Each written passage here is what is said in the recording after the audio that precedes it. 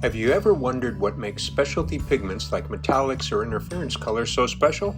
Or asked yourself how you might include these distinctive colors into your painting regime?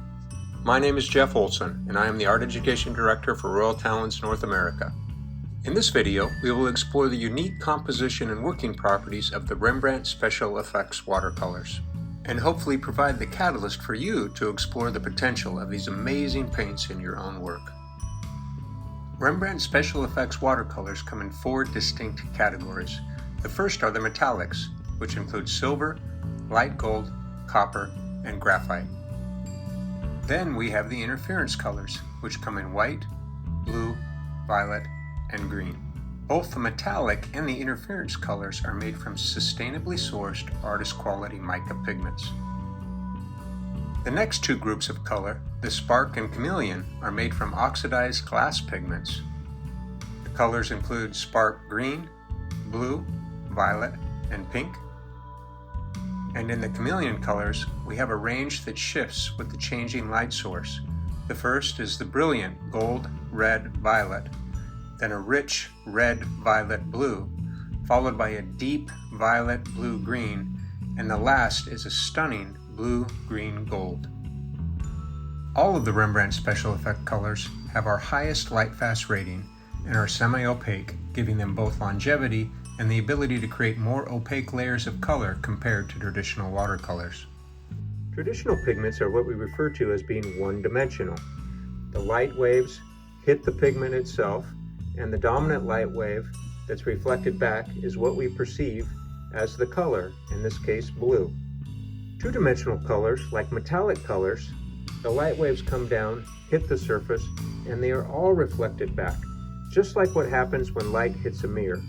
The color we perceive, being gold or silver, often comes down to the mineral content of the pigment mica itself. Finally, we have three-dimensional pigments. Here, the base mica pigment is oxidized with multiple layers. The light waves hit it, and depending on the strength of the light wave, it penetrates the different levels of oxidation at different layers, coming back and interfering with each other, which is why these pigments are often referred to as interference pigments. Depending on the direction of the light source or our position to the surface, the colors can transform from the dominant to the subordinate light wave, giving us an appearance very similar to a pearl. To begin our exploration, we'll squeeze out a small amount of each color into our palette. We'll be using one each of the special effects colors, a metallic, an interference, a spark, and a chameleon. You can choose whichever of these colors you have on hand.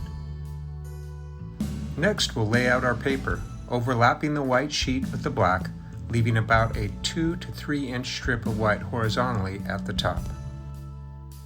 Now it's time to dip into our color.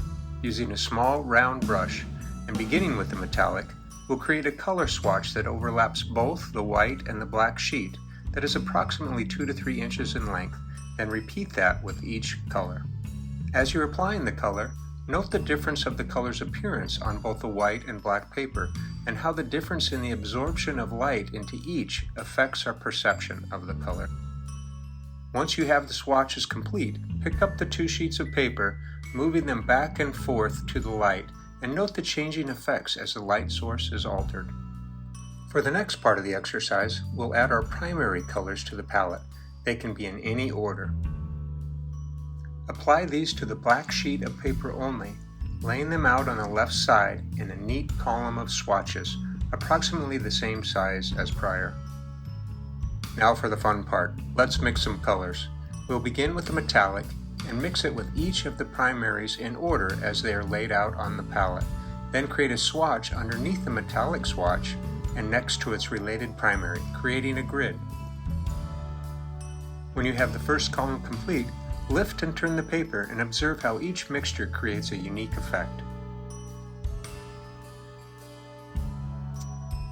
Now repeat this step with each of the remaining special effects colors, stopping each time and observing the effects created in the mixtures.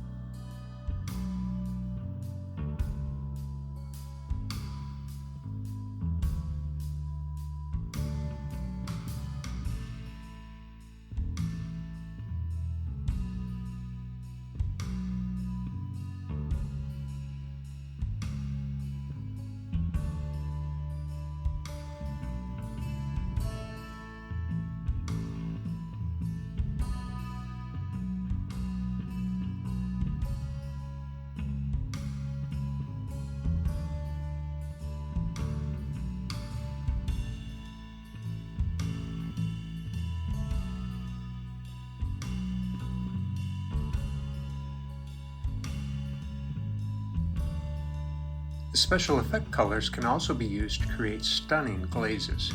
Using a clean brush and beginning with the interference color, lay the color over the top primary, in this example the yellow, covering half of the swatch. Repeat this with the spark and chameleon colors over the remaining 2 primary swatches. As these glazes dry, pick up the paper and note the shifting translucency from opaque to transparent, as well as the unique hues that are created. As the swatches dry, you'll see how these dynamic colors retain their luster, in some cases increasing the effect. While being rewettable like traditional watercolors, you won't see any unwanted flaking or glitter coming off the surface.